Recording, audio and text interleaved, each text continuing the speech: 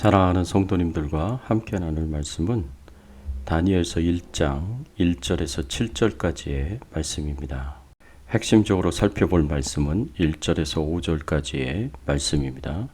유다 왕 여호야김이 다스린 지 3년이 되는 해에 바벨론 왕 느부갓네살이 예루살렘에 이르러 성을 에워쌌더니 주께서 유다 왕 여호야김과 하나님의 전 그릇 얼마를 그의 손에 넘기심에 그가 그것을 가지고 신할 땅 자기 신들의 신전에 가져다가 그 신들의 보물 창고에 두었더라. 왕이 환관장 아스푸나스에게 말하여 이스라엘 자손 중에서 왕족과 귀족 몇 사람 곧 흠이 없고 용모가 아름다우며 모든 지혜를 통달하며 지식에 통달하며 학문에 익숙하여 왕궁에 설 만한 소년을 데려오게 하였고 그들에게 갈대아 사람의 학문과 언어를 가르치게 하였고 또 왕이 지정하여 그들에게 왕의 음식과 그가 마시는 포도주에서 날마다 쓸 것을 주어 3년을 기르게 하였으니 그 후에 그들은 왕 앞에 서게 될 것이더라. 오늘 말씀을 통해서 우리가 생각해 봐야 할 주제는 죄의 결과가 무엇인가입니다. 오늘 본문에서는 이스라엘 백성들에게 일어나는 세 가지 사건을 볼 수가 있습니다. 1절에 보면 바벨론 왕 느부갓네살이 예루살렘에 이르러 에워쌌던 사건입니다. 느부갓네살이 유대 땅 전체를 점령했다라는 것을 의미합니다. 또 느부갓네살이 하나님의 전의 기구를 가져다가 자신의 신의 보고에 두었습니다. 느부갓네살 왕이 성전의 일부 기구를 가져다가 자기가 섬기는 신전의 보고에 두었습니다. 또 이스라엘 자손 중에서 왕족과 귀족의 몇 사람 곧 흠이 없고 아름다우며 모든 재주를 통달하며 지식이 구비되고 학문이 익숙하여 왕궁에 모실 만한 소년들을 데리고 가서 느부갓네살을 섬기게 한 것입니다. 이 세 가지 사건은 이스라엘 역사에 있어서 가장 수치스러운 사건들입니다. 이 세 사건은 이스라엘 백성들의 민족적 수치요 고난이었습니다. 여기서 우리는 의문을 가지게 됩니다. 왜 하나님의 백성들에게 이러한 민족적 수치와 고난이 주어지는가? 왜 하나님께서 이스라엘 백성들에게 이런 고통과 수치를 허용하시는가입니다. 우리는 생각해 보지 않을 수가 없습니다.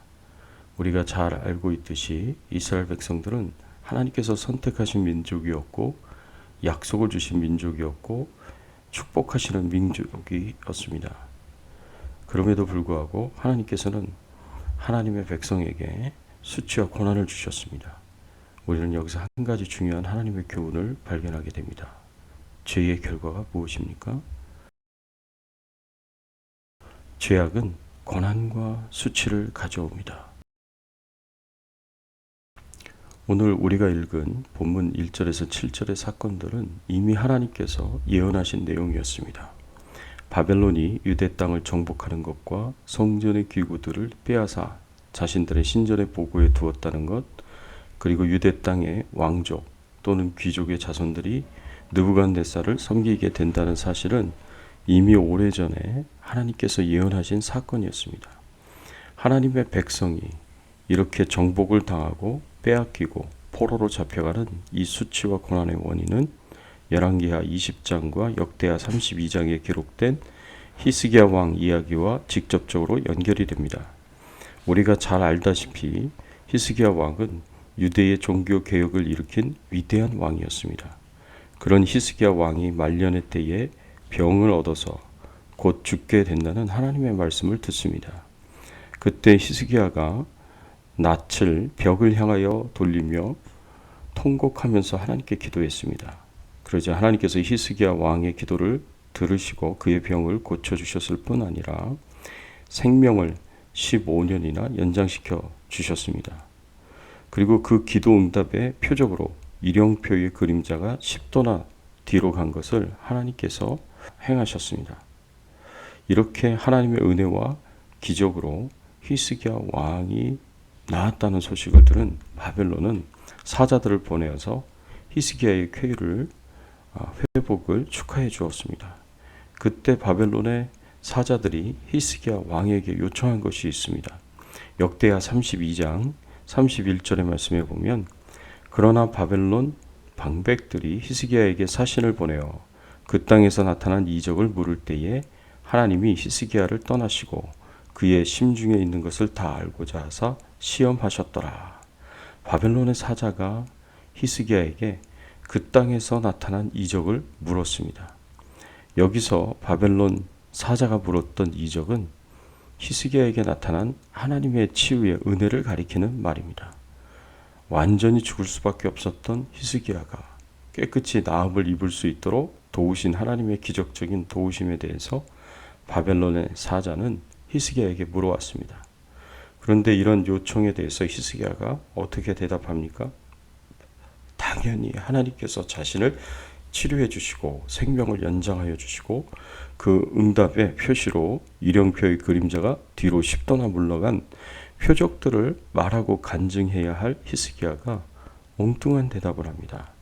그것은 자신의 지극한 부와 영광을 자랑한 것입니다. 이러한 히스기야의 행동을 열왕기하 20장 13절에 이렇게 기록하고 있습니다. 히스기야가 사자들의 말을 듣고 자기 보물고에 금은과 향품과 보배로운 기름과 그의 군기고와 창고의 모든 것을 다 사자에게 보였는데 왕궁과 그의 나라 안에 있는 모든 것 중에서 히스기야가 그에게 보이지 아니한 것이 없더라 하였습니다. 하나님의 은혜와 기적의 역사를 전해야 할 히스기야가 자신의 부와 영광을 자랑했습니다. 정말 유대 땅에서 일어난 이적은 하나님의 치유의 역사가 아니라 자신이 이룬 부요 영광이라는 것입니다. 그래서 히스기야는 자신이 소유한 모든 부와 영광을 하나도 빠짐없이 다 보여주고 자랑했습니다. 하나님을 자랑해야 할 하나님의 백성이 하나님의 은혜와 도우심을 증거하고 간증해야 할 하나님의 백성이 하나님을 드러내고 하나님의 은혜를 자랑하지 않을 때, 그리고 세상을 사랑하여 자신의 소유를 자랑하는 죄악을 행하였을 때 어떤 결과를 얻게 되는지 열왕기하 20장 16절에서 18절까지의 말씀에서 이사야 선지자는 이렇게 하나님의 예언을 전달합니다. 이사야가 히스기야에게 이르되 여호와의 말씀을 들으소서. 여호와의 말씀이 날이 이르리니 왕궁의 모든 것과 왕의 조상들이 오늘까지 쌓아두었던 것이 바벨론으로 옮긴 바 되고 하나도 남지 아니할 것이요 또 왕의 몸에서 날 아들 중에서 사로잡혀 바벨론 왕궁의 환관이 되리라 하셨나이다. 히스기야가 쌓아놓고 이루어놓은 그 모든 것이 바벨론의 것이 될 것이요 왕의 후손들이 왕족들이 바벨론의 왕궁의 환관이 되어서 그 왕을 섬기게 될 것이라는 예언의 말씀입니다. 하나님의 이 예언의 말씀은 이루어지고 성취되어서 오늘 본문의 말씀에 기록된 것입니다. 그때의 유대 땅의 보물을 다 구경하고 돌아간 그 사자의 보고로 바벨론은 더욱 유대 땅에 욕심을 가지게 되었고 결국 약 100년이 지난 훗날에 느부갓네살 왕은 이스라엘 땅을 정복하고 그 땅의 보물을 빼앗았고 왕족이나 귀족의 자녀들을 포로로 잡아가 자신을 섬기는 자로 그렇게 삼았습니다. 하나님의 은혜를 입고 체험한 히스기야 왕이 그 체험한 은혜를 전하고 증거하지 않고 세상을 사랑하여 세상의 죄악에 빠졌기 때문에 자신을 드러내고 자랑했기 때문에 결국 이 민족적인 수치와 고난이 주어지는 직접적인 원인자가 되었습니다. 사랑하는 성도 여러분, 오늘날에도 하나님의 은혜를 입은 하나님의 백성들이 하나님을 자랑하지 않고 오히려 자신의 소유인 지식과 쌓아놓은 부와 영광을 자랑하는 경우를 종종 보게 됩니다. 그러나 히스기야의 경우를 통해서 보듯이 우리는 하나님의 백성으로 하나님의 은혜를 증거하고 전하는 자들이 되어야 할 것입니다. 하나님의 축복을 받아서 크게 부유하게 되고 크게 성공하는 것도 쉬운 일이 아니지만 이것보다 더 어렵고 더 중요한 것은 이러한 하나님의 축복을 잘 지키는 일일 것입니다. 우리는 항상 겸손함으로 하나님의 은혜를 자랑하고 하나님께 영광을 돌림으로 이 축복과 은혜를 잘 지키는 분들이 되시기를 예수 그리스도의 이름으로 축원합니다. 함께 기도하겠습니다. 하나님 감사합니다. 오늘 말씀을 통해서 저희들에게 중요한 교훈을 허락해 주시니 감사를 드립니다. 하나님의 백성들이 하나님을 자랑해야 할 때에 하나님을 자랑하지 않고 자기가 가진 것들을 자랑한다면, 자기 성취를 자랑한다면 그것은 결국 하나님 앞에 범한 죄악이 되어서 고난과 수치를 가져올 수 있음을 저희들로 하여금 알게 하시고 깨닫게 하여 주시니 감사를 드립니다. 항상 겸손히 하나님을 자랑하고 하나님께 영광 돌릴 수 있는 저희들의 신앙의 삶이 되게 하여 주시옵소서. 감사드리옵고 예수 그리스도 이름으로 기도드리옵나이다. 아멘.